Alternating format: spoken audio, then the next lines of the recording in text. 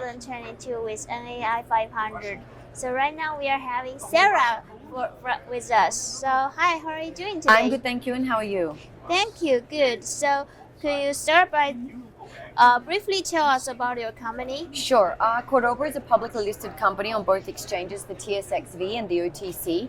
We're a copper exploration company with two flagship projects. One is the Perseverance project in Arizona. That's an earlier stage exploration project. That's subject to a joint venture and earning. We currently have 51% and we can earn up to 80% on that project.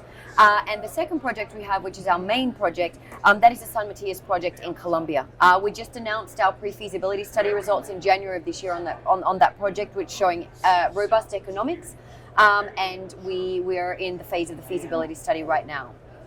Thank you. So what things you like about exploring and working in Colombia? Sure.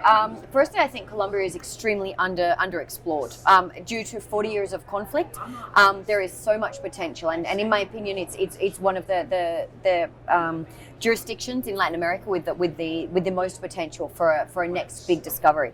Additionally, the government, simply put, are open for business. They're extremely supportive of foreign investment, and mining is a main priority for them. It's necessary for the economy. That's in the words of the current President Duque.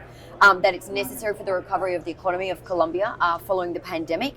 And so there is support from sort of grassroots level up all the way through to the presidency from government officials. So I think the combination of exploration potential in that country, a very stable legislative framework, giving us comfort on our investment and support of the government are all extremely important factors.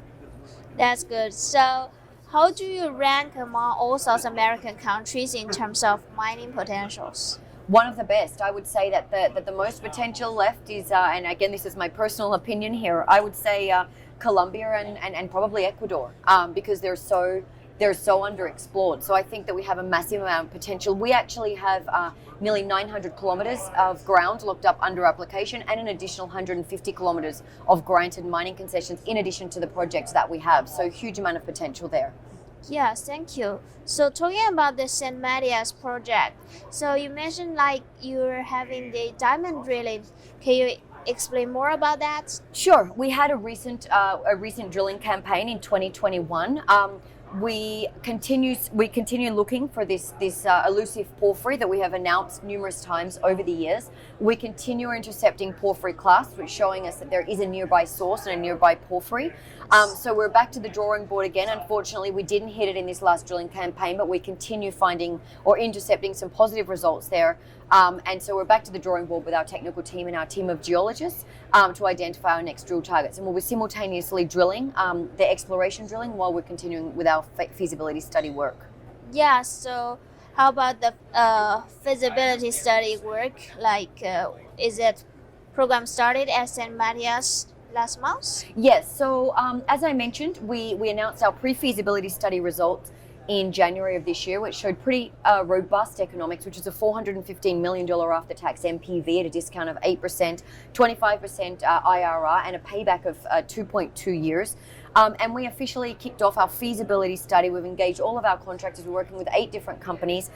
We've kicked that off last month. We have 6 drill rigs turning, a pretty aggressive drill campaign of infill drilling of about 40,000 meters right now happening at San Matias. It's created a lot of flow-on benefits for the communities, a lot of additional employment.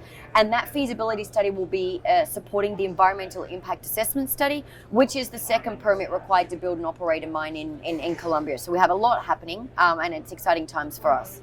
That's exciting. So do you need to work closely with local community? Like what's your approach there? Yeah, absolutely. So within our area of interest, we have 12 communities. Of those 12 communities, we will need to relocate 3. However, 2 of them, it's about 20% of the communities and not until year 7. One will need to be relocated in the beginning. But something very important about this project is we don't have any opposition to mining. The communities are extraordinarily supportive of it. There's no opposition to being relocated. We have an on the ground team of social experts that go between the 12 communities. It's a mobile office.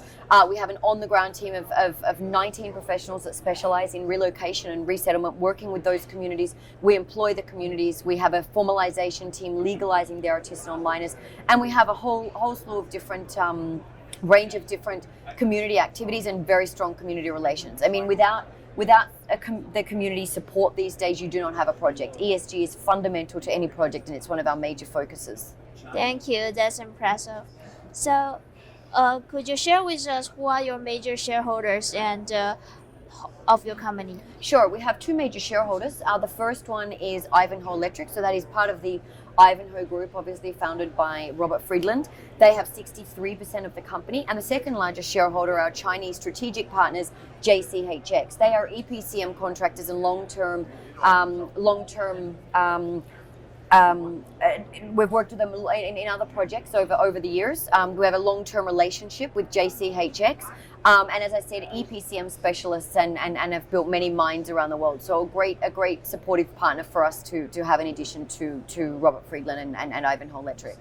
Wonderful. So, what are some of the catalysts the investors should be following Cordoba in the next 12 months? Sure, we should be having a continuous news flow, which I think is actually a great thing here. On ongoing sort of updates of what's going on with the feasibility study, we'll be doing additional trade-off studies, which we weren't able to do in the pre-feasibility study due to COVID. So we're with this massive infill drilling program, as I mentioned, around 40,000 meters. We should have some updates there, updates on the trade-off studies, and general updates as we're going along. And of course, any exploration drilling that we'll be doing, we'll be announcing along the way as well.